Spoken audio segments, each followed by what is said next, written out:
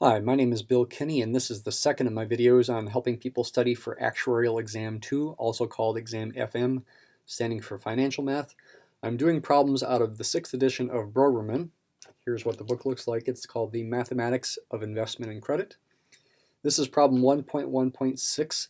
It's labeled with an S, as you see, meaning it's an old exam question.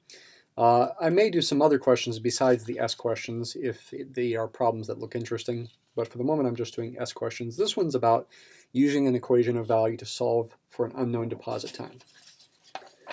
And here is the problem. Joe deposits two amounts of money, 10 today and another 30 in 5 years, into a fund that's paying, well, it's not compound interest, it's actually simple interest, so this is unusual. Usually we're going to be having things deposited in something where its interest is compounded, 11% per year, and Tina is going to make the same two deposits. The 10 will be deposited n years from today, and the 30 will be deposited 2n years from today. It doesn't say Tina's earning compound interest, but that is the assumption here. It says effective annual rate of 9.15%. It is assumed, if it doesn't say simple interest, that that is going to be compounded. At the end of 10 years, the accumulated amount of Tina's deposits equals the accumulated amount of Joe's deposits. Calculate the unknown time for her first deposit, and that would also give you the unknown time for her second deposit as well. All right, so once again, we're going to set up an equation of value, and once again, it's going to be helpful to draw a number line, just like in the first video. In fact, in almost every problem in financial math, it can be helpful to draw a number line. We've got some important times here. We've got time 0.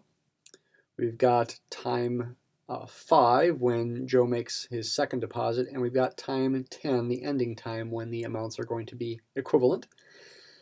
We've got two people, Joe and Tina. Joe is depositing 10 today and 30 in 5 years, and his amount is going to accumulate to something based on simple interest here at time 10. I'll just leave a circle there at the moment. Tina makes a deposit of 10 and 30 at times n and 2n. Now I don't know where n is going to be here. Let's just pretend it's right here. I actually know the answer, and I know that's going to not be the correct spot, but you don't know where it's going to be. Let's pretend it's right there, where Tina makes a deposit of 10, and then 2n would be, say, right around here. She's going to make a deposit of 30. All right, let's find both Joe and Tina's accumulated values. Joe, again, his money grows according to simple interest, so that $10 or 10 euros or pounds or whatever is going to grow to 10 times 1 plus the interest rate, which is 11%, 0.11, times the amount of time, which is 10 years. That's simple interest. If it had been compound interest, I would have a 1 plus 0.11 to the 10th power. But the time here for simple interest gets multiplied times the interest rate. Effectively, that makes the interest proportional to the amount of time. That's going to be the future or accumulated value of the 10. How about the 30? At time 5, it only has 5 more years to grow, so I multiply the 0.11 by 5 instead of by 10. Simplify this, 0.11 times 10, that'll be 1.1 plus 1 is 2.1, times 10 is 21, and let's use the calculator for the next one here. Here's my BA2 plus. We've got 0.11 times 5, that'll be 0.55 plus 1, 1.55 times 30. 46.5. Add those two things together. Joe's accumulated value is going to be 67.5. All right, what about Tina?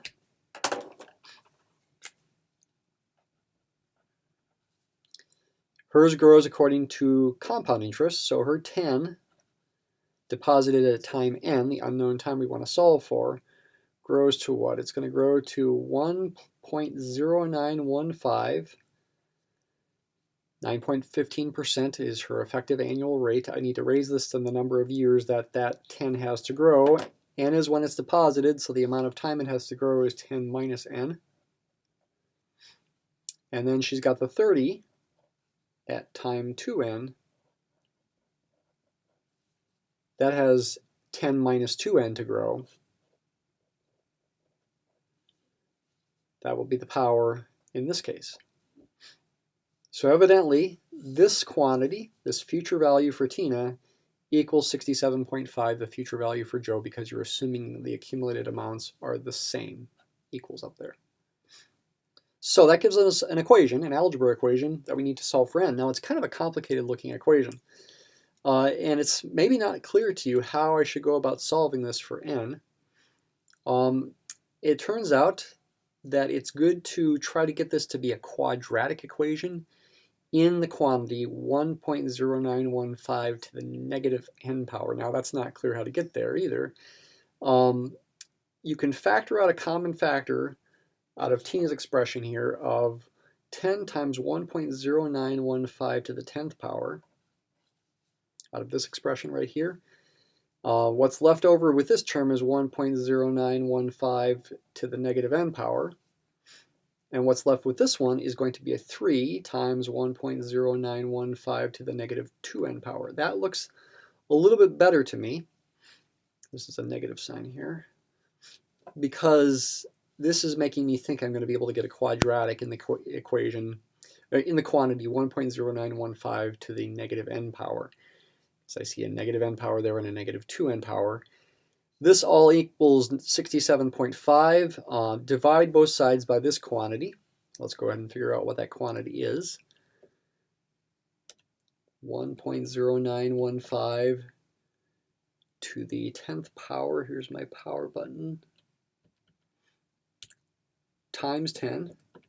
That circled quantity here, let's go ahead and write it down as 24.00144563, just in case we need to retype that number in. It's probably a good idea to write it down. I need to divide both sides by that, so ultimately it's going to cancel with Tina's side here, and it's going to be divided into 67.5 here. In this kind of calculator, it's helpful to just go ahead and take the reciprocal of this first before multiplying by 67.5. That, in effect, then I've taken 67.5 and divided it by the 24. So it looks like it gives me about 2.81233. Let's go ahead and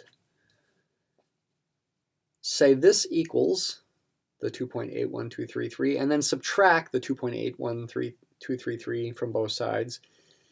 And thinking ahead to writing it in as a quadratic, I'm going to write it like this.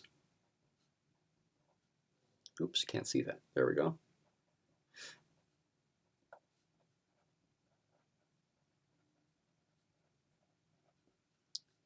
This equals 0.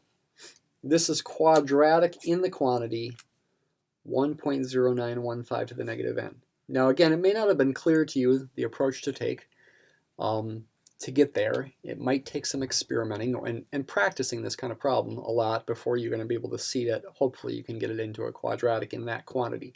If you'd like to give this quantity a name like u or something and do a substitution, you could, but you don't have to. I can now use the quadratic formula and say that 1.0915 to the negative n power equals the coefficient of this term here is a 1. So we have negative 1 in the quadratic formula, plus or minus square root of 1 squared, which is 1, minus 4 times 3 times negative 2.812330601 divided by 2 times 3, which will be 6. We won't want the minus version of that. That's an extraneous root. We want the plus version. So ultimately, we're going to get 1.0915 to the negative n power is negative 1/6 plus 1/6 square root of whatever that is. Let's see, we've got the 2.81233 in there already. Multiply that times 4 times 3. Multiply that times 12. I'm already getting 2 negatives making a plus, so I can just add 1 to this, it looks like that. Take the square root of 34.747967. I can just press the square root button here now. Divide that by 6. and then subtract 1/6 from that. So 1/6 is minus 0.1666667, say. It looks like this is going to be, okay, I probably should have written whatever I got in there, but it looks like this is going to be 0.815790106. Now I take the natural log of both sides. I get, ultimately I'd get n is negative natural log of 0.815790106 divided by natural log of 1.0915. I know that was quick there. If you need to do that in a couple steps, make sure you take the time to do that. All right, take the natural log of this. I get that. Let me go ahead and store that in register 0. Then I need the natural log of 1.0915. 0.0915 natural log. That's going to go on the bottom, so I'm going to take its reciprocal and multiply it times the stored value. Recall what's in the register 0. And then multiply by -1. It looks like n is about 2.325 years. And that is the correct answer. In a multiple choice question, you know, this could be rounded to 2 or 2.3, but that is what the answer is, and I've double checked it with my solution key. So that is the answer to this question, and that'll be the end of this video.